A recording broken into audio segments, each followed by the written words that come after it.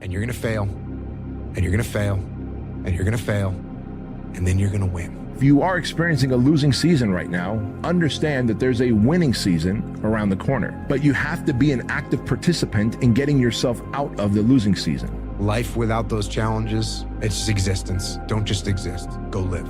Failure is not the opposite of success, it's a part of it. To succeed, you must fail. In failure and in suffering, all the answers are in there. This success comes on the heels of years and years of failures. So that failure was necessary. That failure was positive. You have to fail. It's the only way to learn. Failure is a part of the process to becoming successful. If you don't fail, you're not even trying. You will fail at some point in your life. Accept it. You will lose. You will embarrass yourself. You will suck at something. Problems are a part of the journey. Opposition are a part of the journey, right? Adversity is a part of the journey. Like, it's all a part of development and growth as a person. Boys, look what just came in the mail. Are you ready for this? Say swear they put me on a shirt, bruh. Say swear, bruh. Ain't no way, bruh. Ain't no way, bruh. Oh my gosh. They swear they put me on a shirt, bruh. Anyways, y'all was in the drip though. Oh my gosh, bruh. I wore this out yesterday. It's the best $20 I ever spent ever. God bless TikTok Shop, man. Anyways, back with another trade breakdown. Today we ended up taking a break-even trade. However, before we get into the trade, I want to comment on something. Throughout my past, or my most recent progression, both my past and my most recent progression, I've always had the thought in the back of my mind, what if this was just luck? What if I wasn't fully aware of what I was doing? What if I would forget everything I'm doing now and go back to square one? For a long time, I had that thought, and it was a very, very daunting thought, because whenever I would do well, I would start to think that maybe I was just lucky. Maybe this isn't it. However, I truly do believe, not only believe, but see that this time is different, and I'll comment on why. I will make an entirely separate video for that, but I do think that's very, very important to document within this process, because that is the main thing that I feel like I've been dealing with over the past 2 years on this journey, and only now that's began to change, for one reason, and one reason alone being the fact that I began to tailor my model toward my psychology, allowing both my mechanics and my discretion to flourish. That's the main thing. Anyways, let's get into today's trade breakdown, because today was an A+++ day with execution. This was a heavily discretionary trade entry, and you guys will see that in a moment.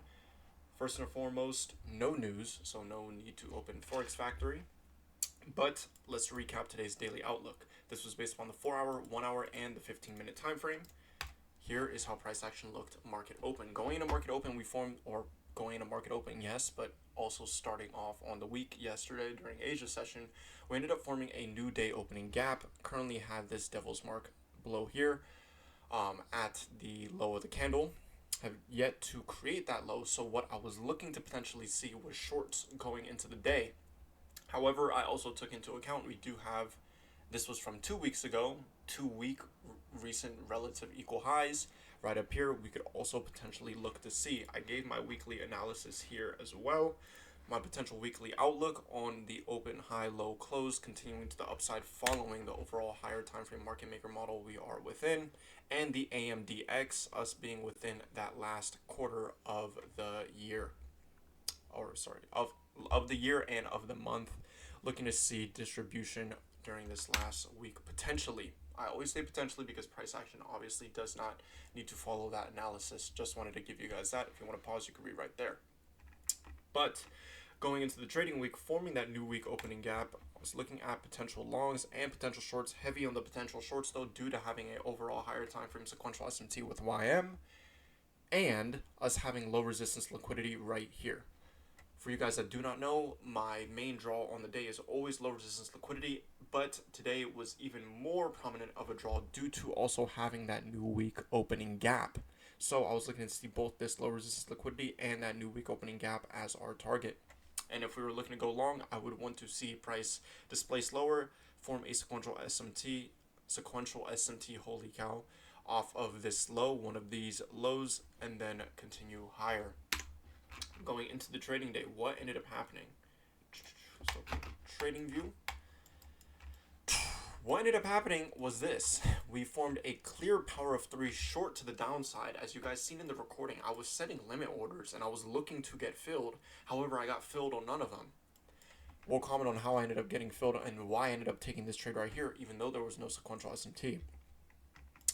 Price action dumped. Market open, was looking to get a 30-second retracement in order to target that new week opening gap. Didn't end up getting that. Plotted out the fib, was like, hey, if we could see a retracement for OTE, that would be amazing as well. We ended up trading within OTE. However, I was still looking to see a slightly higher retracement for that 0.79 before flushing lower. Price continued to validate this higher time frame 5-minute before then following through with that overall power of 3 AMDX. Oops. Let's go right here.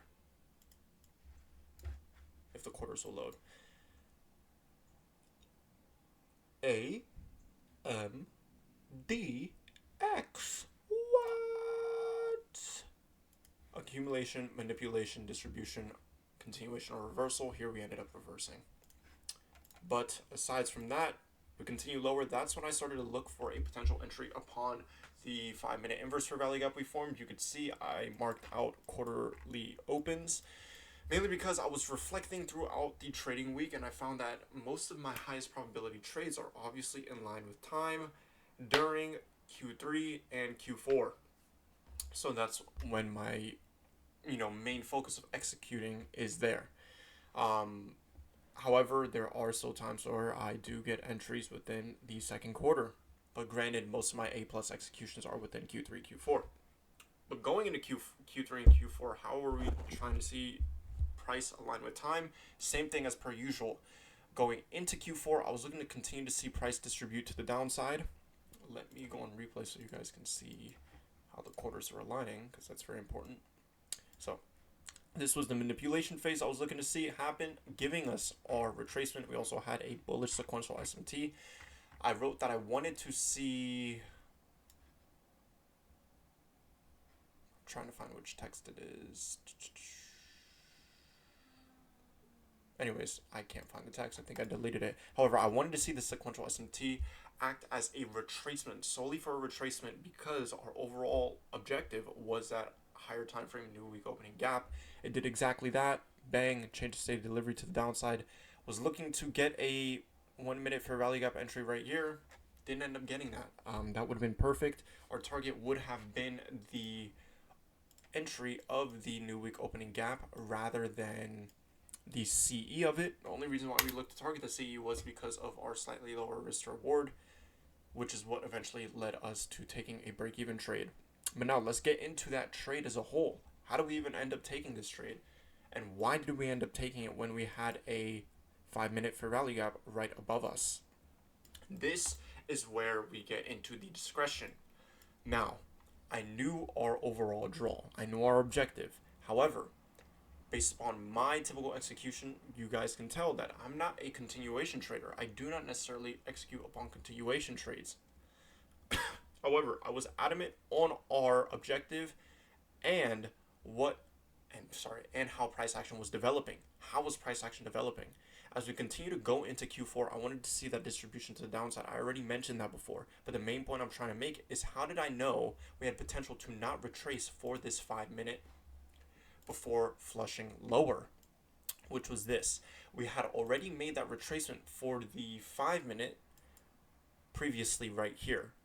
Once we began to displace lower, failing to retrace for any lower time frame PD array up here within where the 5-minute fair value gap had formed, that's when I knew, hey, This potential 1 minute fair value gap can act as the first retracement before price would then look to continue lower. Now, I did keep in mind that price could potentially still make this retracement.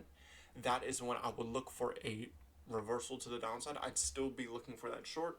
However, I was really looking to see this 1 minute continue to hold valid going into Q4 and holding this trade through the next Q4 90 minute session open. And that's exactly what happened. We got our entry there. There was no sequential SMT. As you guys know, I do rely heavily on sequential SMT right here, but there was a lower time frame SMT that ended up forming after our execution. Then price flushed to the downside. Perfect TP would have been the new week opening gap, but like I said, I was a little greedy boy today and wanted a bit more. So once price action began that flush to the downside, I set my stops at break even and was like, hey, if we are going to create that new open high low, that prominent low within the daily candle today, I'm not expecting price to see it hit my break even. You know, we should just flush and continue lower from there if we are going to. And we didn't. We ended up getting stopped out at break even. Was nothing wrong with that. I am not one to trail my SL. I don't really do that. That's not really my style. It doesn't work best for my psychology, nor does partials. So I was more than willing to take that break even trade. But the main point I want to emphasize today was me being reactive to price action. You guys will always hear me say the same thing. React to price action. Do not predict. You are not here to predict what price action is going to do. You are here to react to what price action does. If price action does not form your fully mechanical rule-based entry, react to what it's doing. What P raise is showcasing an entry toward the next objective. Today, I didn't get my perfect A+ setup. You know, I would have liked to pairing it with power of 3 and whatnot. Of course, we had that overall higher time frame power of 3, but on the lower time frame, I didn't get my ideal execution. I had to react to how price action was forming, what PD arrays were already mitigated, what PD arrays I would think would not get mitigated due to said reason of other PD arrays having been mitigated, our overall objective, timing of that execution, and all of the other sorts. And what opposing PD arrays I think we had the potential to invalidate, being that higher time frame or lower time frame sequential SMT. But anywho, yeah. That is all for today's trade recap. Heavy on the fact that I truly did think, and I'm still learning to break this mentality, that it's just luck. You know, this is the first time ever within my trading I've paired, my model has allowed my psychology and my discretion and mechanics to flourish.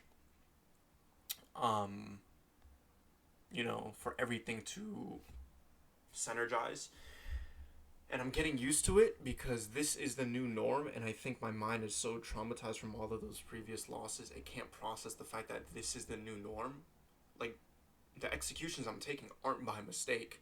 I can break down everything I'm doing. I can explain why I'm doing it, explain how price is aligning with time, explain the PD arrays I'm using, explain my discretion, you know, my thought process behind it, how I'm reacting toward price action, and all of the sort. You know, so this isn't just a one-hit wonder thing. Obviously, you know, I just realized this is total 3 in Ethereum. It's not even YM, and yes, not that it matters. But this isn't just a one-time thing. Obviously, granted, we're doing okay for now. There's still more improvement to be made, more refinement that needs to happen, and more proof of concept. However, I do not believe until probably the second or third payout that anything will truly shift within my mind. Currently, we're still trading the evals. I am choosing to take my time with the evals because I do not want to focus on the money right now. The money is the last thing I need to focus on. My performance is green throughout the weeks. You know, I don't need to force an outcome. And I want to prove to myself that, hey, I can perform like this day in and day out. Because it's either everything else changes from here, or I just go back to the drawing board. I'd rather give myself the opportunity to trade properly, not trade focusing on the money, but allow me to actually trade for once and apply what I've been learning and studying throughout the weeks. But yeah, anyways, I love you guys. Thank you for watching. I hope you got... Shoot, say swear, bro. Say swear this ain't just luck, bro. Say swear, bro. Yeah, love you guys, and I will see you in the next recap. Peace.